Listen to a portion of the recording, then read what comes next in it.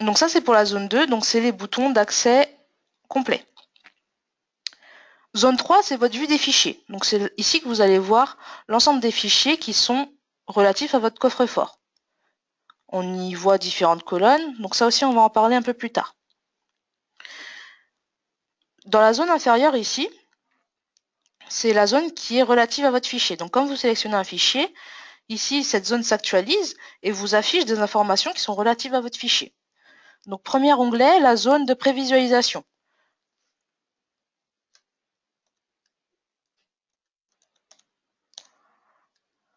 Donc quand je clique sur un fichier,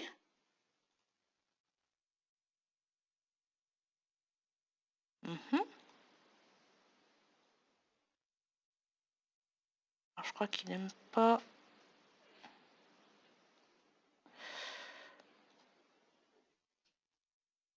Je crois qu'il n'aime pas le GoToWebinar. Ok. Quand vous cliquez sur votre fichier, en fait, dans cette zone, il vous affiche un aperçu. Donc, généralement, la première chose que vous voyez, c'est une image bitmap. Et une fois que vous cliquez sur cette image, en fait, vous avez accès à l'e-drawing qui vous permet d'avoir une visualisation dynamique de votre fichier. Donc, vous pouvez tourner la pièce, faire des zooms, etc. pour valider en quelque sorte, sans forcément ouvrir, pour valider votre pièce. Donc ici au niveau de la zone 5, c'est l'onglet de carte de données, donc qui vous permet d'afficher les données relatives à votre pièce. Donc là par exemple, si vous voyez bien, j'ai, donc s'il n'y a pas, ok, donc si vous voyez bien, j'ai la carte de données relative à mon fichier. Donc par exemple, j'ai renseigné le numéro de document, le numéro de projet, le nom du projet et différentes informations qui ont été définies auparavant lors de la programmation de votre installation PDM. Toujours pas. Ok. Au niveau de la zone 6, donc ici, c'est la version, c'est l'onglet de gestion des versions. Donc, quand vous avez un fichier, qu'il a été modifié, extrait, archivé, plusieurs versions sont générées. Et c'est dans cet onglet que vous avez accès aux versions. On expliquera un peu plus tard comment ça se passe pour la gestion des versions. Onglet numéro 7, c'est la nomenclature. Donc quand je suis dans un assemblage, par exemple, je vais au niveau de l'onglet nomenclature et j'ai par exemple la quantité, la désignation des pièces qui sont utilisées. Donc comme vous pouvez voir, cet assemblage n'est pas très fourni. Donc j'ai qu'une seule pièce, enfin j'ai 2 fois la même pièce plutôt, qui sont intégrées à cet assemblage. Donc ça c'est disponible dans l'onglet nomenclature. Et ensuite les onglets 8 et 9 vous permettent simplement de savoir les références qui sont contenues dans le fichier et où est utilisé ce fichier. Donc pour reprendre ici par exemple cet élément, donc il a pour référence une mise en plan et il est utilisé dans l'assemblage et dans la mise en plan. Ce fichier, par exemple, est seul. Il est utilisé nulle part et n'est contenu nulle part.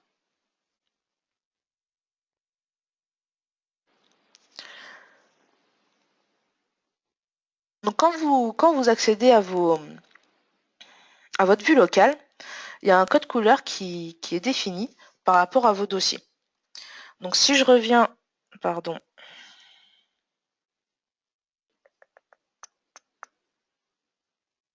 donc si je reviens au niveau de ma vue locale, je peux créer des dossiers et vous voyez les dossiers sont verts. Donc en fait tous les dossiers qui sont dans le coffre-fort apparaissent en vert. Si vous avez un dossier qui a été créé en local et qui n'est pas encore dans votre coffre-fort, c'est-à-dire qui n'est pas sur votre serveur, il apparaîtra en gris.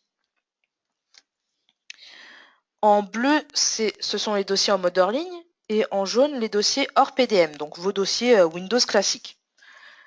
Donc pour l'histoire du mode hors ligne, ce qui se passe, c'est que vous pouvez éventuellement, je ne sais pas si vous êtes en déplacement, ne pas vous connecter à votre coffre-fort, c'est-à-dire ne pas communiquer directement avec le serveur, mais utiliser des fichiers qui sont dans votre vue locale. Donc si je reprends le schéma ici, à droite, j'ai mon ordinateur, je suis allé regarder ce qu'il y avait à gauche sur mon serveur, puis j'ai besoin d'aller chez un client, en déplacement, je ferme la fenêtre, donc je ferme la connexion avec mon serveur et je conserve les fichiers qui étaient au niveau de mon ordinateur en local. Donc ça me permet d'accéder aux fichiers indépendamment de mon serveur. Mais il faut faire attention, toute modification apportée ne sera pas remontée vers le serveur. On était là.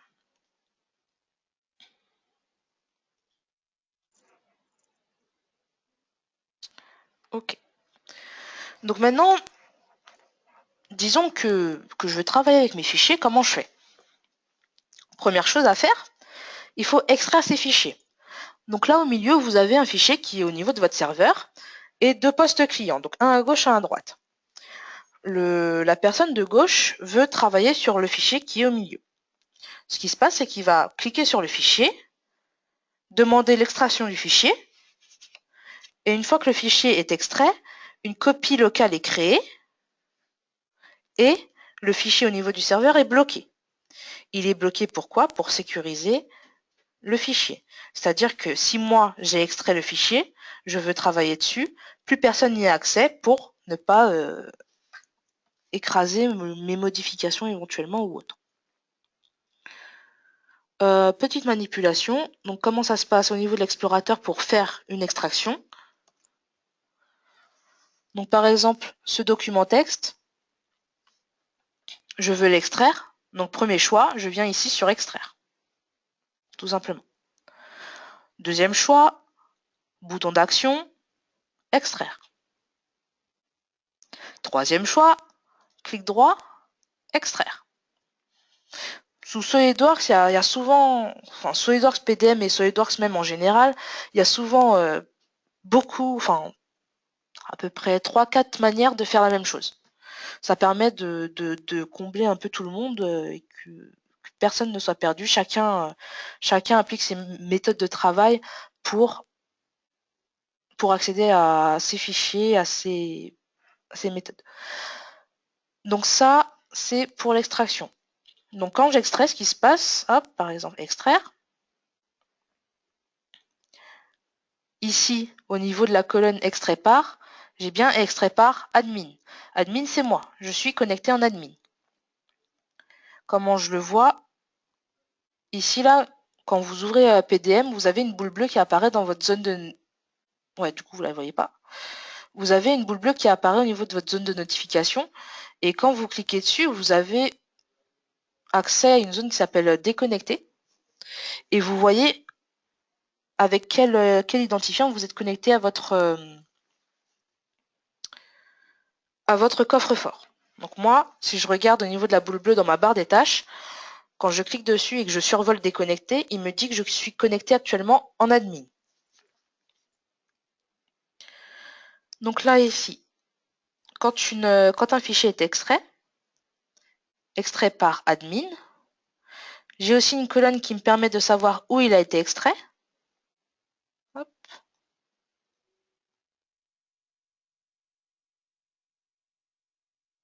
Donc c'est bien RES 1106, c'est mon poste, et le chemin vers mon coffre-fort.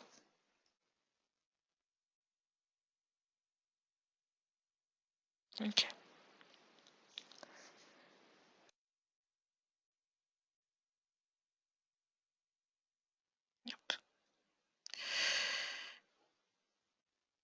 Ok, donc une fois que j'ai extrait mon fichier, je peux travailler en toute sécurité dessus, c'est-à-dire que mes collègues ne peuvent pas travailler sur ce document. Par contre, une fois que c'est extrait, mes collègues peuvent toujours avoir un visu sur ce document qui est sur le serveur.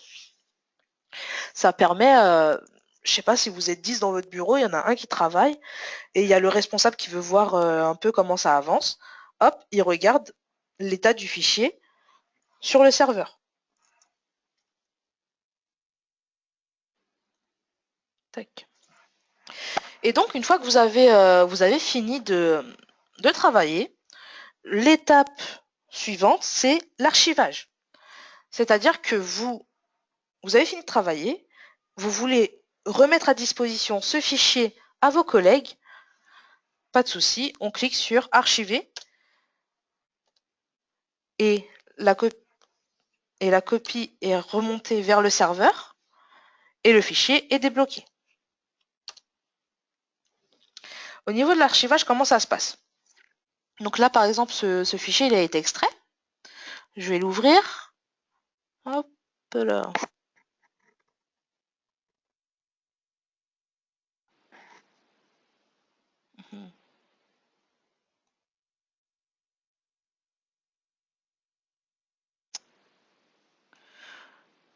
Je savais qu'il fallait que j'en fasse.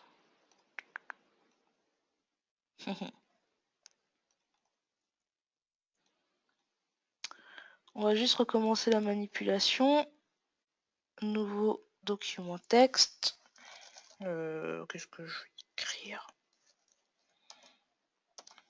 Document. Donc là, par exemple, je viens d'ajouter un fichier à mon coffre-fort. Je vois que c'est un fichier local, il n'est pas encore sur le serveur. Donc première chose à faire, clic droit, ajouter au coffre-fort de fichier.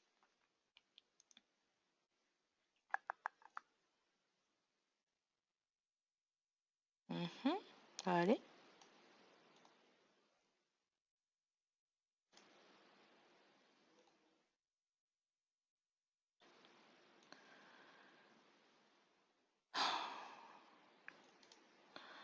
Je sais ce qui se passe.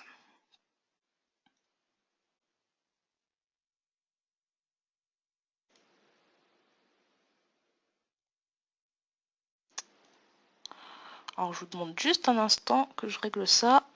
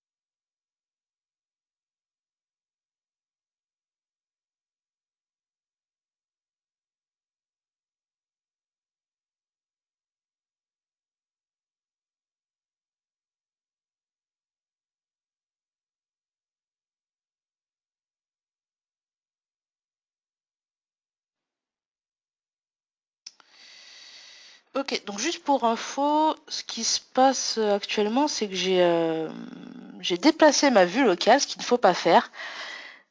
Et donc, j'ai fait ça sans redémarrer mon poste. Donc on va continuer sans ces éléments. Ok. Donc pour poursuivre. Donc ça c'est l'archivage.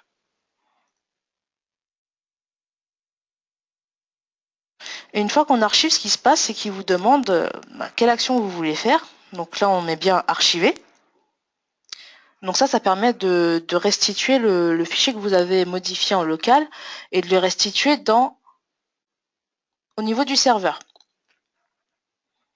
Éventuellement, si vous voulez juste faire une sorte de mise à jour sur votre fichier qui est sur votre serveur, vous pouvez archiver et garder le fichier extrait. C'est-à-dire que le verrouillage est toujours actif, mais le fichier qui est sur le serveur a été mis à jour. Ok.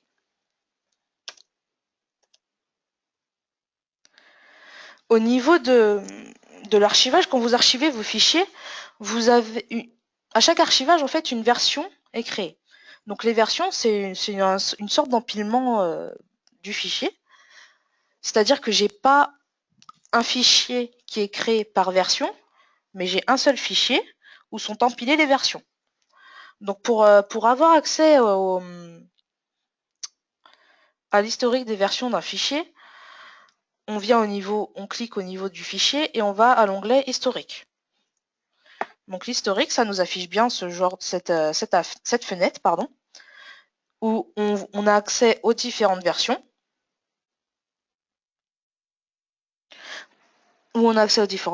Et on voit qui a généré la version, à quelle date. Et quand vous archivez, donc si je reviens un peu en arrière, donc là j'ai un peu trop coupé. Normalement, il y a une zone ici de commentaires, en fait, qui est reprise pour générer le nom de la version. Ici. Ok.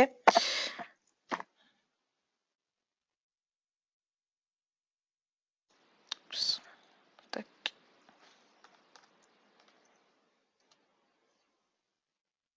Donc on va revenir à la vue.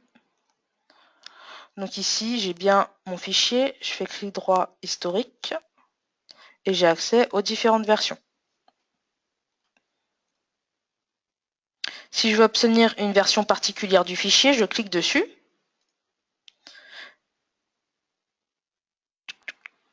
Je fais historique, excusez-moi. Et je viens cliquer sur une des versions que je veux récupérer. Toum.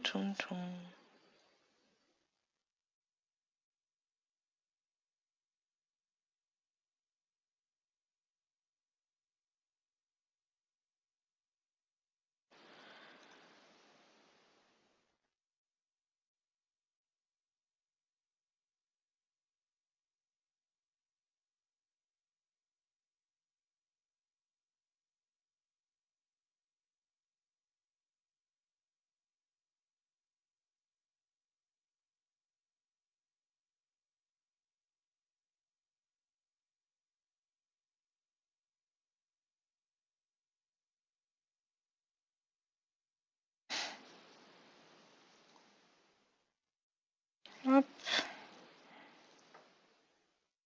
Ouais. Ok. Donc normalement, quand tout fonctionne bien, vous avez accès ici à l'historique donc de vos versions et vous pouvez ouvrir une certaine version et pas une autre. Ok. Hop.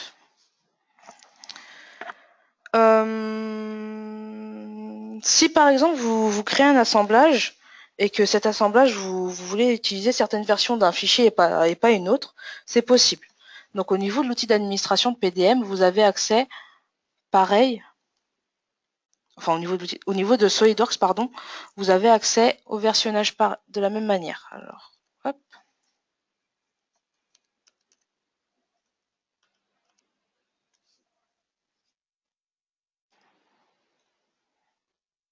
Ah ben, je vais fermer.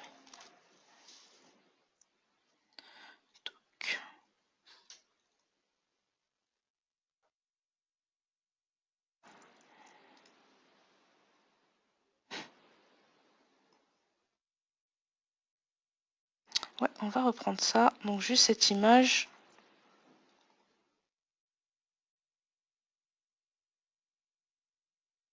Ok. Donc là, en fait, ce qui se passe, c'est que j'ai un assemblage de deux pièces, donc la pièce base et la pièce colonne. Donc cet assemblage est disponible en deux versions. Donc la version 2 et la version 3. Ma pièce base, en version 5, elle est carrée. En version 7, elle a des congés. Ma pièce colonne, en version 2, elle est rectangulaire et en version 3, elle est cylindrique. Donc en fait, j'ai eu deux versions de l'assemblage et dans chaque version de l'assemblage, j'ai décidé quelle version de la pièce je voulais charger. Donc ça, c'est totalement faisable sur PDM. Ok. Donc une fois que vous mettez votre pièce dans le PDM, donc soit vous commencez à concevoir et vous faites fichier enregistré sous, vous mettez ce fichier dans votre PDM. Hop, c'est revenu en arrière. Ce fichier est intégré dans ce qu'on appelle un flux de travail. Donc si je reprends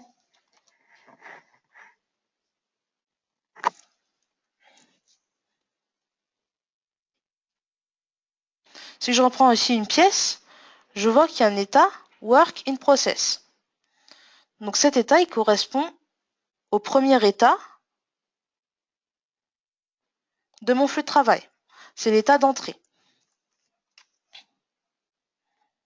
Donc les flux de travail, ils sont utilisés généralement pour tout ce qui est système, tout ce qui est circuit d'approbation, principalement. Donc si vous avez besoin d'avoir l'aval de quelqu'un pour valider un document, vous créez votre document, il entre dans le flux de travail, et ensuite vous le faites passer en attente d'approbation. Donc le changement d'état, ça se gère ici, à ce niveau-là. Donc, tac.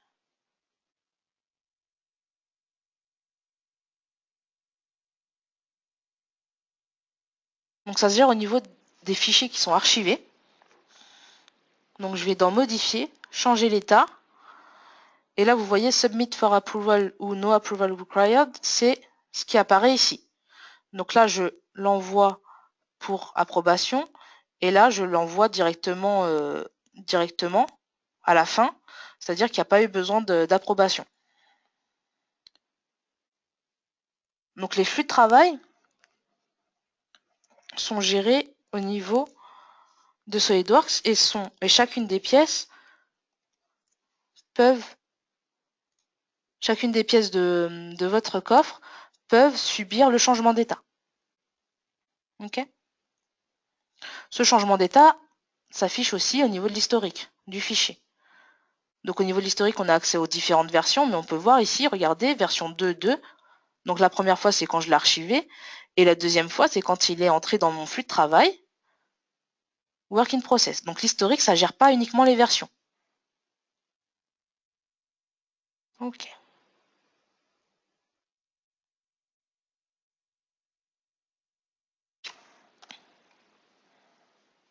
Oups, tac.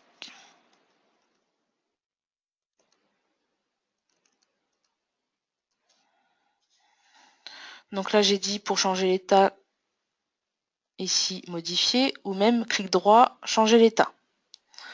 Encore une autre manière de faire au niveau de SolidWorks. Donc vous avez un complément PDM qui est intégré et vous avez accès au même bouton en fait. Donc l'extraction, l'archivage, le changement d'état, l'obtention des différentes versions. Ici. Okay.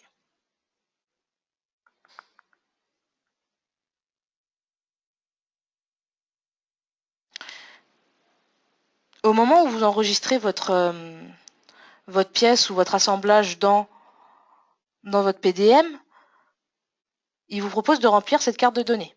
Cette carte de données, elle est très importante. Pourquoi? Parce que c'est quelque chose qui va être réutilisé par la suite dans ce qu'on appelle des critères de recherche. Les critères de recherche, c'est quoi?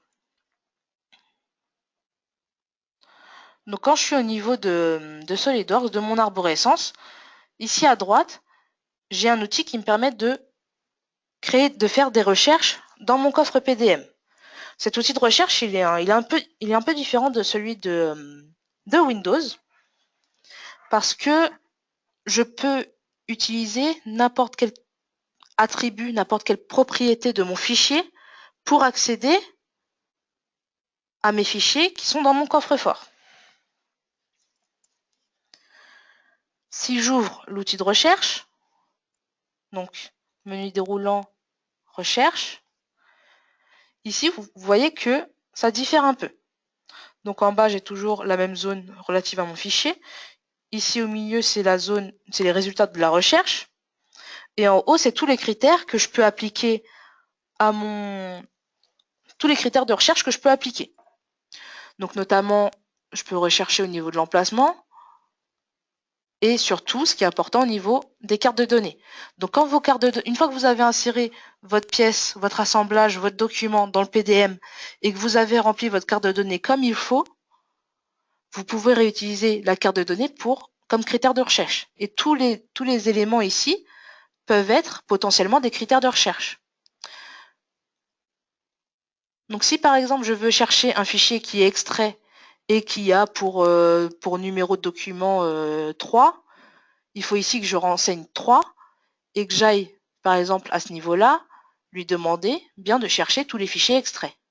Les non extraits, on s'en fiche. Je peux aussi faire des recherches sur la version. Donc quand j'ai archivé, j'ai mis un commentaire de version qui est rappelé au niveau du nom de la version. Ici, je peux faire une recherche sur ce nom. Je peux faire une recherche aussi au niveau du flux de travail. Donc j'ai fait passer mon fichier dans différents états au niveau de mon flux de travail. Je peux lui demander de rechercher un fichier qui est à l'état work in process, c'est-à-dire la première étape de mon flux de travail. Donc cet outil il est très complet et très très très pratique.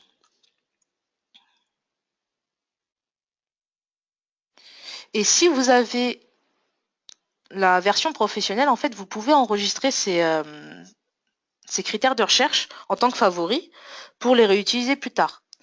Ce que je vous conseille de faire si vous avez SolidWorks PDM en version professionnelle, c'est d'enregistrer un critère de recherche qui vous permet d'afficher les fichiers extraits. Pourquoi? Parce que si votre fichier n'est pas archivé, vos collègues ne peuvent pas travailler dessus. Le fichier est verrouillé. Et souvent, les gens oublient d'archiver leur fichier. Donc ce qui est important, ce qui me semble la première chose à faire quand vous avez créé votre vue locale et que vous avez accès à PDM, c'est de créer un favori de recherche avec les fichiers extraits. Et donc vous voyez ici, extrait, et je peux mettre par moi-même. Comme ça, je sais les fichiers que j'ai extraits. Est-ce que ça va marcher ça, du coup? Voilà.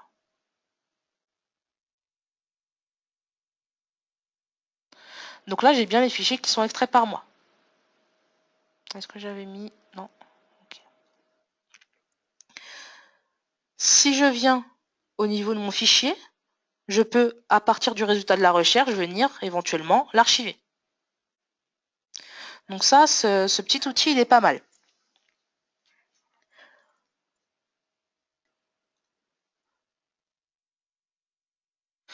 Ok, donc maintenant on va passer aux différences qui peuvent exister entre PDM standard et PDM professionnel. Donc juste pour info, PDM standard, PDM professionnel, c'est les nouveaux noms de PDM, de Workgroup PDM et d'Enterprise PDM. En 2016, SolidWorks a décidé de refondre un peu et d'harmoniser l'ensemble des versions de PDM. Et du coup, on a renommé le Workgroup PDM en PDM standard et l'Enterprise PDM en PDM professionnel. Et du coup, on a aussi décidé de réunir l'ensemble des fichiers d'installation sur le même DVD. Donc vous recevez le DVD de SolidWorks 2016, vous avez l'ensemble des fichiers d'installation à disposition. Allez. Ok. Donc là, je vais vous présenter les principales différences qu'il peut y avoir entre standard et professionnel, sachant qu'il y a un peu plus de choses que ça, mais moi je me concentre sur l'essentiel. Donc ce qui me paraît déjà important, c'est qu'au niveau du standard, vous avez accès qu'à un seul flux de travail. Alors qu'en professionnel, vous pouvez en faire autant que vous voulez. Si vous voulez faire un flux de travail pour les pièces, un flux de travail pour les assemblages qui diffèrent, si vous voulez faire tout ça, en fait, la version professionnelle vous permet d'avoir des flux illimités. Pareil au niveau des états. Donc les flux de travail, c'est des états et des transitions. au niveau du flux de travail en standard, vous êtes limité à 10, alors qu'en professionnel, vous êtes illimité. La nomenclature, vous n'y avez pas accès en standard. L'outil de recherche, donc ce que je vous ai présenté juste avant, est intégré dans les deux. Donc c'est-à-dire que j'ai eu la petite fenêtre qui s'est... donc l'outil de recherche, il s'est bien affiché dans la même fenêtre que ma vue locale. Alors que si je suis en professionnel, j'ai un outil de recherche qui est dédié, donc ici, qui me permet de gérer mes favoris et de faire plus d'actions qu'une simple recherche. Donc ça, c'est pour SolidWorks professionnel. Et d'ailleurs, je peux enregistrer les favoris. C'est ça qui est plus important au niveau de professionnel par rapport à l'outil de recherche. En standard, vous avez des add-ins qui sont disponibles pour SolidWorks, TriSite et eDrawing. C'est-à-dire que quand j'ouvre, c'est ce que je vous ai montré il y a un instant. Quand vous êtes sur SolidWorks, ici, sur le côté, alors je vois. Ouais. Ici, vous avez le complément en fait qui est implémenté dans SolidWorks. Donc pour SolidWorks, il existe. Pour DriveSite et eDrawing aussi. Et la différence entre PDM standard et PDM professionnel, c'est que vous pourrez en plus, dans PDM professionnel, intégrer cet add-in à AutoCAD, Inventor, ProEngineer et également Microsoft. Donc ça vous créera un onglet supplémentaire au niveau du pack Office.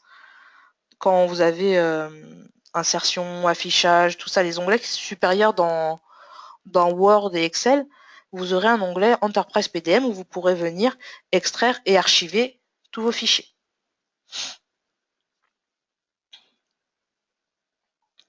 Et autre différence non négligeable, je pense, entre PDM standard et PDM professionnel, c'est que PDM professionnel gère les tâches. Donc qu'est-ce que c'est qu'une tâche? C'est par exemple, je veux générer un PDF à partir de ma mise en plan. Si je veux générer un PDF à partir de ma mise en plan, si j'ai défini une tâche à partir dans mon PDM, en fait, ce que je vais venir faire, c'est faire un clic droit. Donc sur mon fichier, clic droit, tâche PDF. Et ça va me générer un PDF. Donc ça, c'est quelque chose qui n'est pas disponible en standard. Et même l'avantage avec professionnel, c'est qu'on peut automatiser ces tâches. C'est-à-dire que par exemple, au niveau de mon flux de travail, donc si j'y reviens, je lui dis que quand, par exemple, j'ai validé une mise en plan, de générer automatiquement le PDF. Comme ça, moi, par la suite, je peux le mettre à disposition pour les commerciaux, pour faire de la documentation technique éventuellement. Donc ça, c'est pas trop mal, je trouve. Et c'est disponible, par contre, uniquement en professionnel.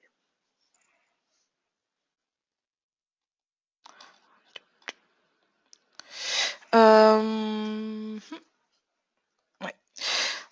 Du coup, pour résumer un peu, SolidWorks professionnel, ça gère vos données. Vous avez au niveau du serveur votre coffre-fort, un aperçu de votre coffre-fort en local sur votre poste. Vous pouvez extraire pour travailler sur vos fichiers, les archiver pour les remettre à disposition de vos collègues, sachant que en permanence, ils sont disponibles pour la lecture. Vous avez à votre, enfin, vos fichiers peuvent rentrer éventuellement dans des flux de travail selon la programmation de votre PDM. Et si vous avez SolidWorks professionnel, vous pouvez générer des tâches telles que la génération de PDF. Vous avez également accès à tout ce qui est outils de recherche qui permet de simplifier la recherche de fichiers dans votre coffre PDM. Et si vous avez SolidWorks professionnel, vous pouvez enregistrer ces critères de recherche en tant que favoris pour les réutiliser régulièrement. Voilà, voilà. Est-ce que vous avez des questions, des remarques éventuellement? Alors, hop.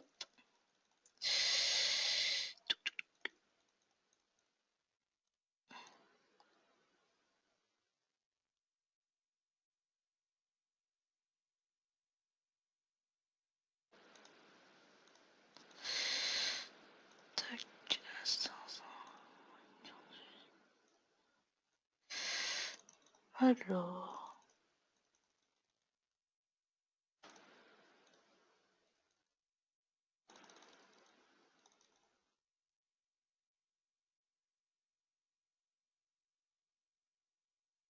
Alors, Xavier Stobre, la carte de données peut-être du mappage de métadonnées.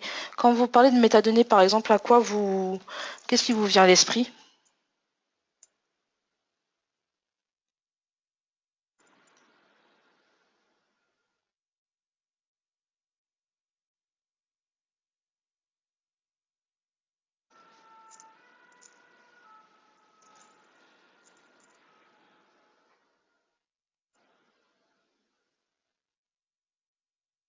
Oui, oui, tout à fait, effectivement.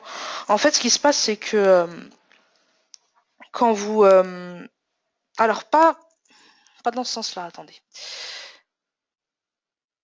Quand vous rentrez un fichier sur PDM, nous, on peut déterminer quelles propriétés vont être intégrées dans votre fichier SolidWorks. Donc ça, c'est du mappage qui est fait entre les propriétés qui sont affichées dans la carte de données et les propriétés des fichiers SolidWorks. Donc, le fait d'enregistrer votre fichier SolidWorks dans le PDM fait que la programmation de PDM fait remonter des informations dans le fichier. Mais faire dans l'autre sens, en fait, ce sera pas possible, c'est-à-dire que... Non, bah c'était ça la question en fait.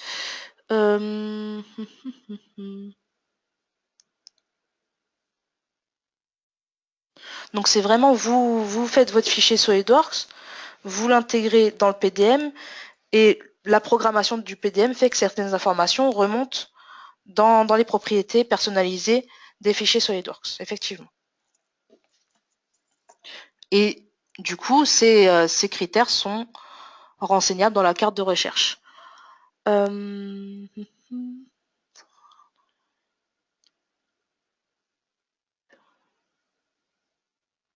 Donc du coup, ça répond en même temps à la question de Martin, qui me demande est-ce que le module de recherche peut rechercher par des propriétés qui sont rencontrées à l'intérieur de la pièce. C'est dans l'autre sens que ça va, c'est quand on intègre la pièce dans le PDM que les données remontent dans les propriétés. Et c'est dans ce sens-là qu'on peut faire des recherches. Et pareil pour Thomas, est-ce que la carte de données peut prendre des informations des propriétés de la pièce? C'est dans l'autre sens. Si je veux faire remonter des informations dans les propriétés de la pièce, il faut que ça ait été défini au niveau de PDM. Donc et oui, en fait, il peut aussi reprendre des informations de la propriété de la pièce, telles que par exemple la masse, le, le matériau. Si au niveau de ma pièce, je définis une masse, un matériau, je peux faire redescendre ces informations dans la carte de données selon la programmation en fait du PDM, mais c'est tout à fait possible. Alors pour tout ce qui est modification de la carte de données, en fait ça passe par l'outil d'administration. Donc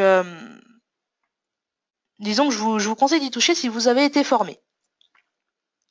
Alors pour l'outil d'administration, il est disponible au même endroit que pour l'outil pour configurer les vues. Il s'appelle juste administration. Et quand vous l'ouvrez, vous avez accès au coffre-fort. Alors.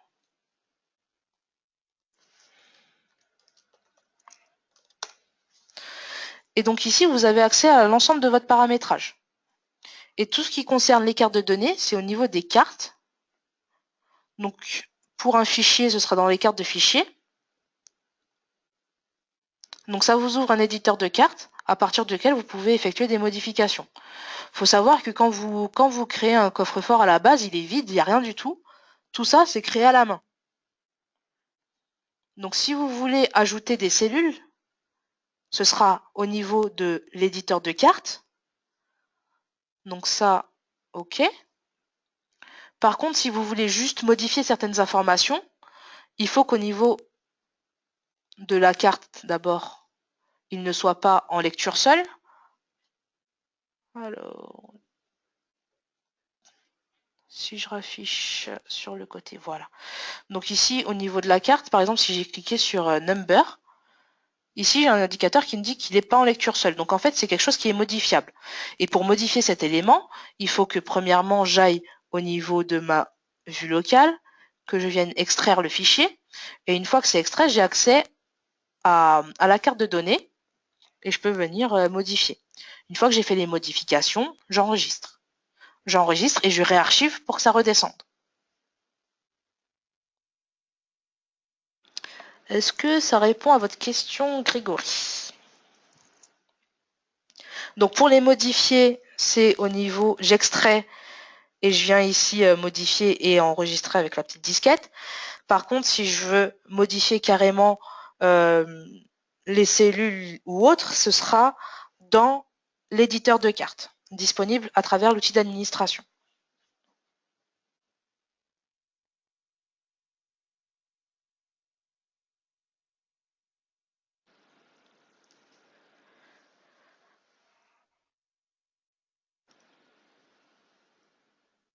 Est-ce que vous avez d'autres questions?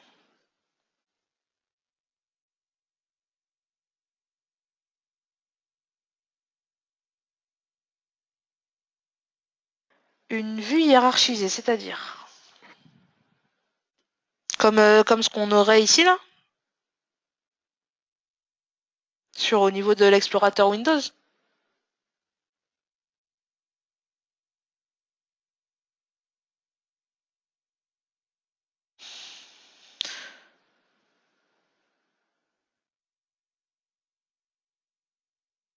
Ah, vous parlez de l'ADIN de SolidWorks, c'est ça?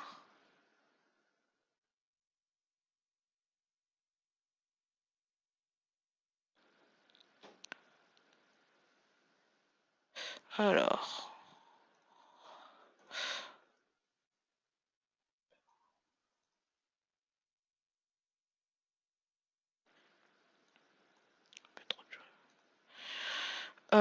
toum toum toum. Pardon.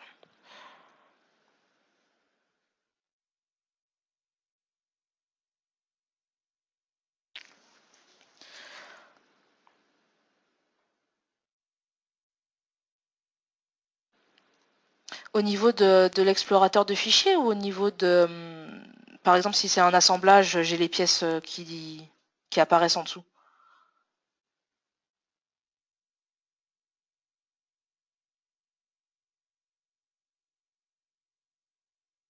Parce que si vous ouvrez un assemblage, effectivement, vous avez à ce niveau-là les différents niveaux qui apparaissent. Donc toutes les pièces référencées avec leur version et s'ils sont extraits ou pas. Donc oui, dans ce sens-là, oui, vous avez une vue hiérarchisée. Hiérarchisée, ouais. Est-ce que c'est de ça que vous parliez, Monsieur Stobre?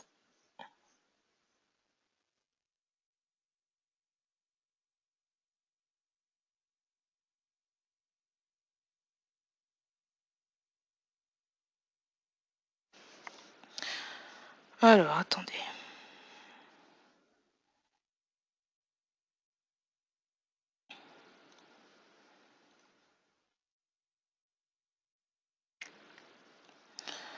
Tac, on va faire ça comme ça.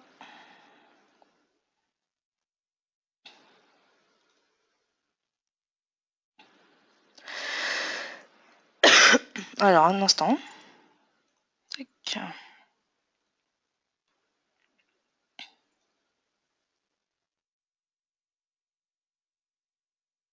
Est-ce que j'ai une vue locale par là?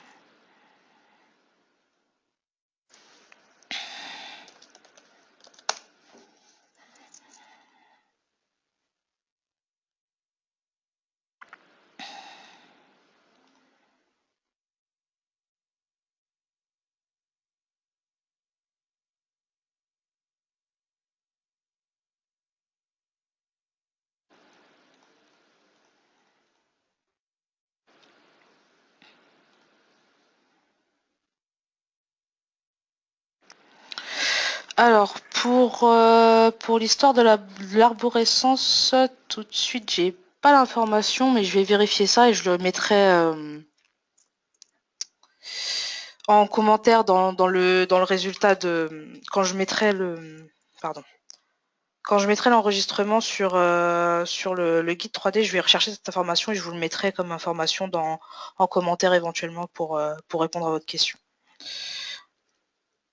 Là tout de suite, j'ai pas l'information.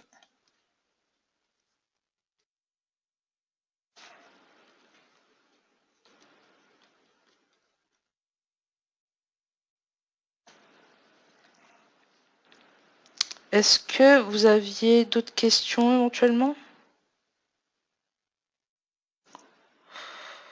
Alors, pour générer ça, disons que si vous travaillez hors ligne, dans un premier temps, et que vous ajoutez un dossier à votre coffre-fort en hors ligne, quand vous allez vous reconnecter, ce dossier va apparaître en grisé parce que vous l'avez créé hors ligne, donc il n'a jamais été dans le coffre-fort. Donc c'est de cette manière qu'on peut procéder si on veut créer un dossier hors ligne. Donc je me déconnecte, je travaille hors ligne, je crée mon dossier et quand je me reconnecte, il sera grisé.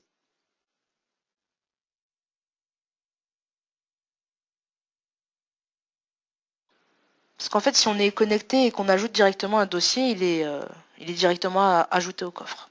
Donc il sera vert.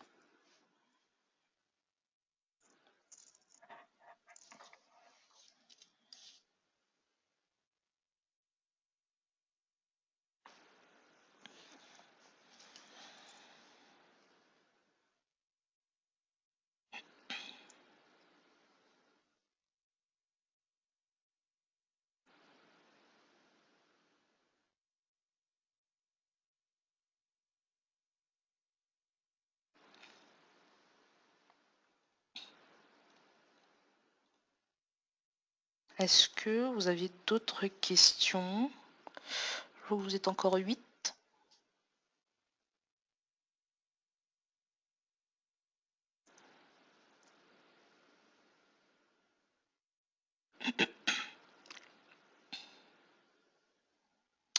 Bonne journée Xavier.